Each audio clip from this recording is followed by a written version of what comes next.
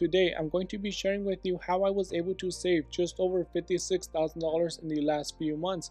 Now, I know this is not a ton of money by any means, but for many people, having $56,000 saved is a huge deal, especially with everything that has been happening recently. So, in this video, I'm going to share with you some of my strategies and tips that can help you save more money. And I understand saving is not easy.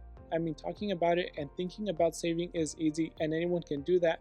But actually putting in the work to save money is the hard part. And it's times like this I remind everyone why saving is such an important thing to do. I mean, nobody thinks about saving when times are good and they have a job and the money is coming in. But when that money stops coming in, a lot of expenses do not stop, because you still need somewhere to live, you need to eat, and there are many other basic necessities that people still have. And when you get laid off, it can really affect you financially, and you could feel the negative effects for many years in the future. So the first step you need to take is setting some short-term goals. Now these goals can be daily goals, like saving an extra few dollars every day, or they can be weekly goals and monthly goals, such as having a certain amount of savings on the last day of the month. And that could be having $200, $1,000, or even $10,000. And it all depends on your current financial situation and how much you can save. But the point is to set some goal that you can work towards. Then you should also set some long-term goals, and this can be your goals for next year, the next 5 years, and even the next 10 years. And these goals do not have to be super specific. It should just be a general idea of where you want to be. Do you want to be a multimillionaire with a big house and some Ferraris in the driveway, or do you just want enough money to retire comfortably? Either way, knowing what your long-term goals are will help you know what course of action you need to take today to help you reach those goals. Now, I know some people are going to say they cannot save anything because they're barely getting by as it is, but I know everyone spends on things they don't need. And even if you only start with a few dollars, that's better than never getting started in the first place. And once you take the first step, you can begin looking for more ways you can save. So maybe the first month you only save $50, but next month you save $75, and the month after that you save $150. And you can continue saving more every month until you build up a good amount of savings. And to help you achieve those short-term goals and eventually your long-term goals, you will need to get on a budget. Now, I've talked about budgets in several of my other videos, so I will not go into too much detail on them in this video. But basically, a budget is meant to help you track all the money you have coming in, and for most people that is their income from their job, but it can also include things like dividends, rental income, or any other form of income. And then a budget also helps you track all of your expenses. And the reason why a budget is important is because if you don't know how much money is coming in and how much is going out, it's going to become 10 times more difficult to achieve your goals. When you have all of your expenses listed out in your budget, it is a lot easier to see how much you're spending in each category. And if you're overspending in one area, then you can cut back on that expense, or you can even eliminate that expense entirely. And whatever dollar amount you are saving by doing that, that money can go into your savings. And the best part about budgeting is that it is such a simple step that doesn't cost you anything and that anyone can do. Yet so many people don't, whether it's because they are lazy or they don't think it will actually work for them. But I can tell you from experience, getting on a budget and seeing where every dollar is going makes all the difference when you're trying to save as much as possible. Now let's move on to discussing some of my strategies for saving money. And the first one is saving money at the grocery store. Groceries can be a big expense for many people, especially those who have large families, but you can save quite a bit when you shop for groceries online.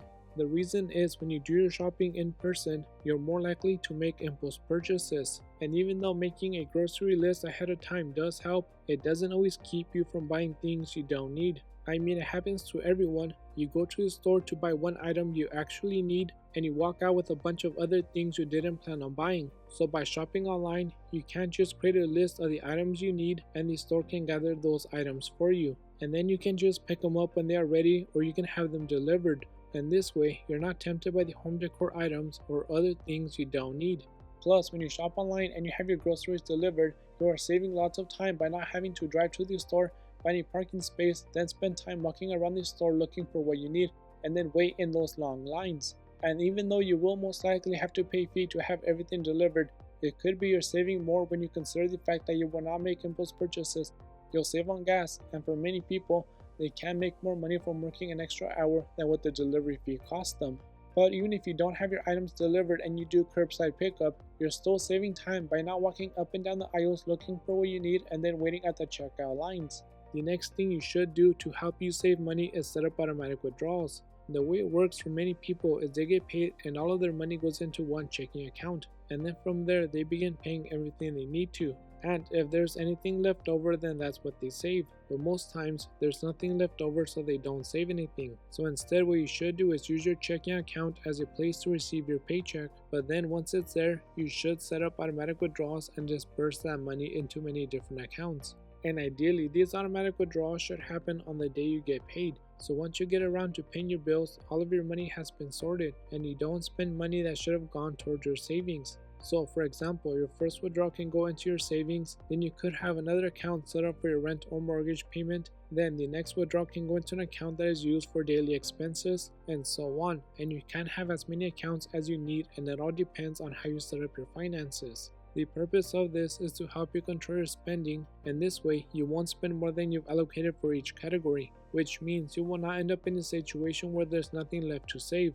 Now, how much you allocate into each category is going to be different for everyone, but this is where having a budget is great because that will give you a better idea of how much you will need for necessities, how much you will be saving, and how much will be left over for going out and doing the things you want. So maybe at first you're only putting away 5%, but once you begin saving in other areas, you can begin increasing the amount you're saving. So now you could be saving 15%, and then sometime later you can increase that amount again, so now it's more like 30%, and so on. Now the third money saving tip is to establish a price you are willing to spend on something before you go shopping for the item. For example, let's say you need a new computer for work.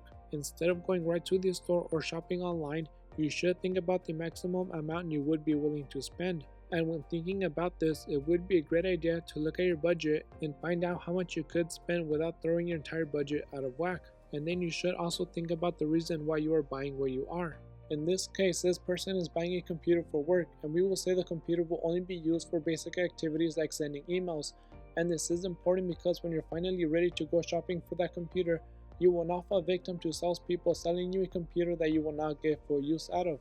For example, this person only needs a computer for basic work-related activities, so it does not make sense to buy a computer with a high processor or huge amounts of RAM. And this applies to everything from shopping for clothes to expensive items like cars.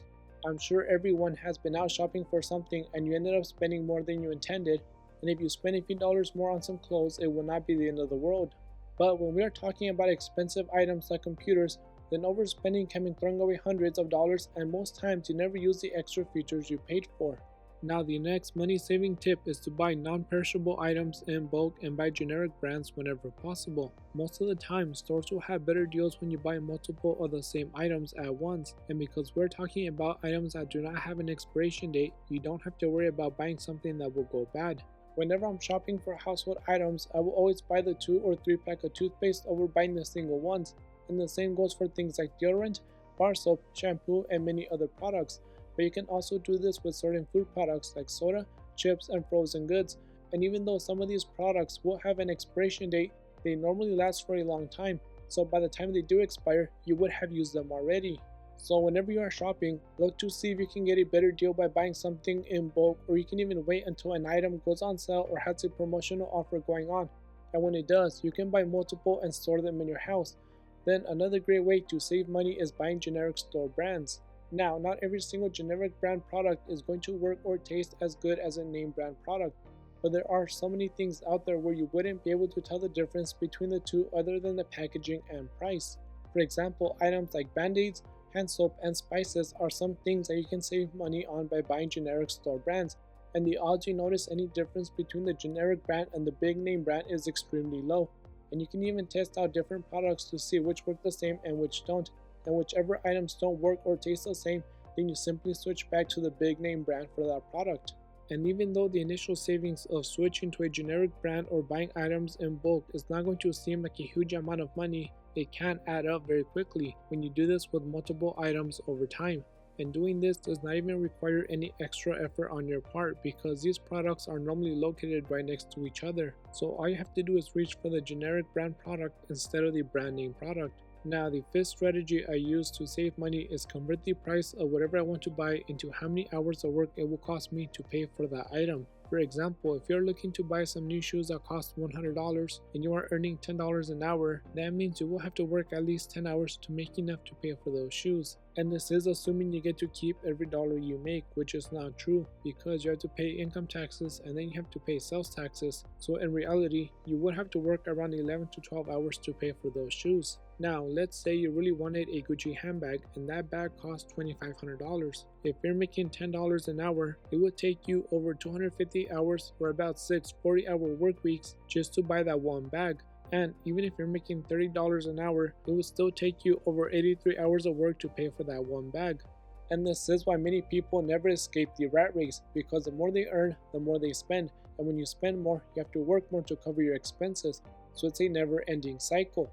So instead of falling into this trap, whenever you want to buy something, think about it in terms of how many hours of work it will take you to pay for the item. And if it makes sense, then you buy it. But if it does not make sense, then you don't. So with that being said, these are some of the simple tricks and strategies I've used to help me save money. And when you follow these tips over a few months, the amount of money you will have saved will make a big difference, especially during a time like this. And if you found any of these tips helpful, it would really help me if you hit the like button and subscribe. Thanks for watching, and I will see you next time.